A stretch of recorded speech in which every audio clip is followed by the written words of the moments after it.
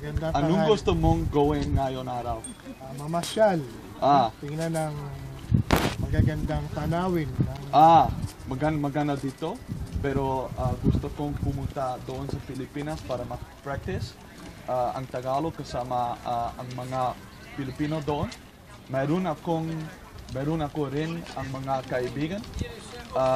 Pero gusto kong matuto mas. Gusto ko rin matuto wikang Cebuano at Bisaya rin. Pero wala akong oras ngayon. Saan ka natuto?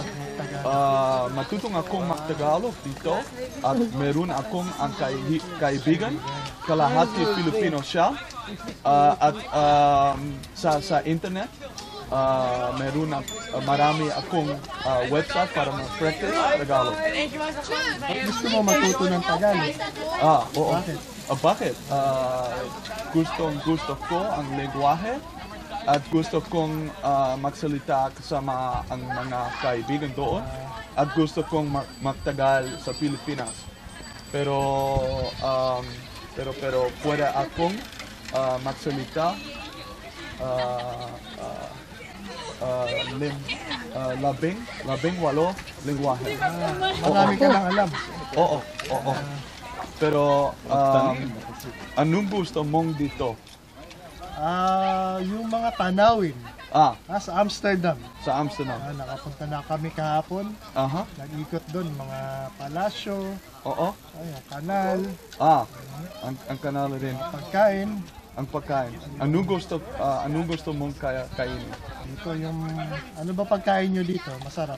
Masarap. Masarap ng pagkain doon sa Pilipinas. May nakain ka ng pagkain ng Pilipino? Balot ang gusto kong kainin at baboy. Baboy. Gusto mo bang baboy? Oo, gusto. Pero marunong ako mag-Tagalog. Marami akong alam na salita sa Tagalog, pero mahirap nang gumawa ng mga pangungusap. Hindi pwede. Pwede mo ba akong tulungan? Pwede. Sa Facebook? Oo, pwede. Merunong ka bang Facebook? Meron. Pwede mo ba akong turuan? Pwede. Kung gumawa ako ng mga pangungusap sa simple, hindi ako pwede. Pwede. Pwede?